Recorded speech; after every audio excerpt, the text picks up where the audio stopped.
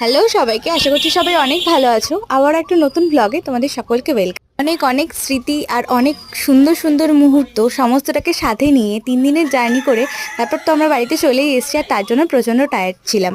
তাই বাড়ি ফিরেও তোমাদের সাথে সেভাবে কোনো ভিডিও শেয়ার করা হয়নি। তবে আজ যেহেতু নববর্ষ, তাই আজকে সারা দিনের টুকিটাকি তোমাদের সাথে শেয়ার না করে আর পারলামই না। বিয়ের 2 বছর হয়ে গেলেও শাড়ি পরতে কিন্তু আমি একেবারেই কাঁচা এখনো, কিন্তু তাও মন তো চায় মাঝের মধ্যে একটু শাড়ি পরতে, আর ভালোও লাগে দেখতে। কিন্তু ভাবলাম আজ সকালটা একটু শাড়ি পরেই শুরু করা যাক। তাই যেমন ভাবা তেমনি কাজ।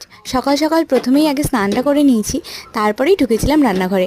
আর সকালবেলায় এই শান্তিভাবে মন ভরে চা খাওয়াটা কিন্তু আমার খুব প্রয়োজন হয়। মানে সারাদিনের সমস্ত কাজগুলোতে অনেকটা বেশি এনার্জি দেয়। প্রথমেই প্রস্তুতি হচ্ছে এদিকে রুটি খাওয়ার জন্য তরকারিটার। এদিকে রুটি হয়তো আজ আমাদের ওপর অভিমান করে ফুল ছিলই না।